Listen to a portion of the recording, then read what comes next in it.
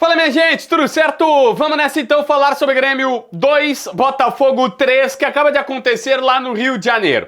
Nem preciso te dizer que eu errei o palpite, coloquei 1 a 0 lá na KTO, brinquei com os meus colegas de debate raiz, dizendo que seria 1 a 0, que o Grêmio venceria e achei que dava para chegar a uma pré-Libertadores. Me quebrei na KTO, no debate raiz e na vida, né?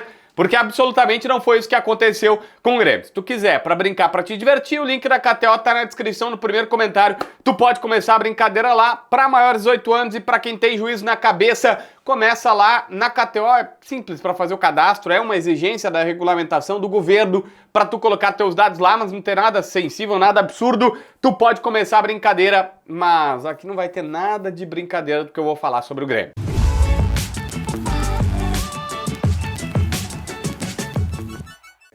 Gente, olha só, a primeira coisa que eu tenho pra te dizer é que o Mano Menezes rifou a partida contra o Botafogo. Quando ele preserva o Arthur, o Amuso e o Carlos Vinícius, os dois primeiros sequer foram, e o Carlos Vinícius ficou no banco de reservas, o Mano escolheu que teria, no mínimo, dificuldades diante do Botafogo. E sim, eu sei, o clube tem os dados, o clube tem todas as ferramentas, tem o CK, creatina quinásia, uma creatina que tu vê no sangue, que a quantidade dela indica o quanto de desgaste muscular, uma enzima, o quanto que essa enzima está sendo feita, uma enzima da outra, né? Não, mas o quanto essa enzima está sendo produzida, e aí o tanto que ela tem no sangue é o tanto de fadiga que pode aumentar o risco de lesão. Ou o Arthur tem uma condição física diferente, não pode jogar no gramado sintético. Mas vamos lá, gente. A gente acabou de voltar de uma data FIFA. Data FIFA foi agora. Teve a data FIFA, 10 dias, um jogo depois disso e agora o segundo. Não dá meio que pra entender. Mais do que isso, faltam 3 partidas só. 3 jogos, 3 rodadas do campeonato pra disputar. O que mais se espera? Ah, se porventura o cara teve uma lesão muscular, grau 1, 2, tá fora da temporada. E daí? Tu tem que arriscar, tu tem que tomar algum tipo de riscos. E eu entendo que o Grêmio tem os dados, mas fica difícil entender e aceitar que não se aceitou tomar alguns riscos agora, neste momento. E eu falo que o Mano optou por esse resultado porque o Mano, por exemplo, jogou com o Lucas Esteves na ponta esquerda do Grêmio. Uma improvisação completamente descabida, né? Tem a linha de 4 defensores, aí Dodi e Cuéllar, os 2 primeiros volantes, já começa assim, 2 caras de marcação. Na direita o Alisson, na esquerda o Lucas Esteves, o Edenilson centralizado como meia, embora não tenha conseguido ser o meia, e o André Henrique lá no ataque. Poupou o Carlos Vinícius, não levou nem a Musu nem Arthur. Aí pra mim é meio que escolher. E ainda faz uma improvisação na ponta esquerda que não deu certo, é meio que escolher. O primeiro tempo gremista é comprometedor. E o Noriega é que é o protagonista do primeiro gol sofrido.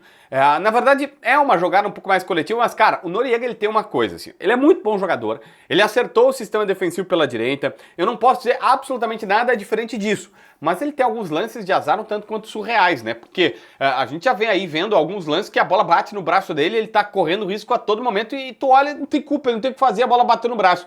Agora, a bola vem, bate na trave, volta, pipoca ali na área, bate nele e sobra pro jogador, pro Cuiabano fazer 1 a 0. Lei do ex, acima de tudo, né? O Cuiabano, cara, parece que todo jogo do Grêmio vai ter gol do Cuiabano, um negócio inacreditável.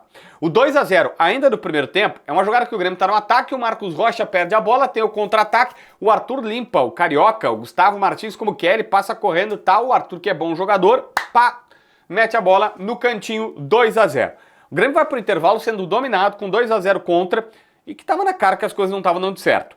E o Mano tava tão na cara que fez mudanças. Coloca o Cristaldo no meio, na vaga do Lucas Esteves. Olha, pois, não deu certo, Lucas Esteves de ponta esquerda. E ele bota o Cristaldo e coloca o Pavon na vaga do Alisson. E tenta fazer algumas modificações, tenta pelo menos melhorar. Olha só, melhora. Tem um meia na meia, tem um ponta na ponta. E olha o que acontece, o time melhora. Não coincidência, o Cristaldo aciona o Pavon, que cruza pro André Henrique, ele vai lá e mete de cabeça. Opa, cada um na sua função, algo básico do futebol, as coisas acontecem.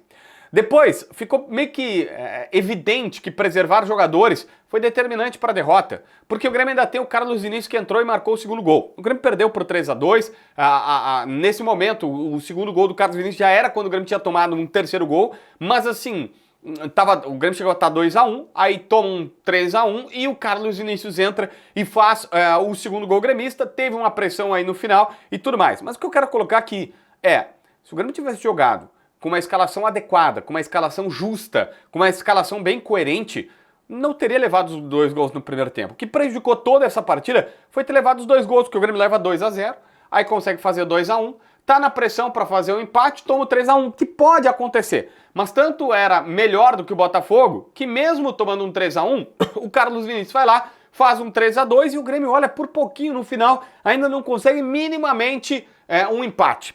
Por isso, entre os pontos de contestação, eu preciso colocar, será que o Arthur, mesmo que fosse gramado sintético, ele não tinha condições para ficar no banco e entrar nos últimos 30 minutos do segundo tempo?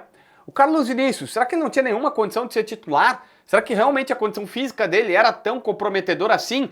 Mesmo depois de uma data FIFA, mesmo sabendo que tem o quê? 3 rodadas para acabar o Campeonato Brasileiro? Ou precisava de Cuéllar e Dodi no meio campo? Não dava para deixar só um e tentar sair um pouco mais pro jogo? Qual é o motivo do Alisson, atacante, oscilar tanto? Ele de novo não foi bem, ele teve que sair no intervalo porque ele de novo não foi bem. Qual o motivo? Porque é bom jogador, a gente sabe. O porquê que oscila tanto? É só porque é guri? Tô com refrigerante na garganta. Cara, são muitas coisas que a gente precisa olhar e dizer, olha só, tudo isso leva para um caminho só.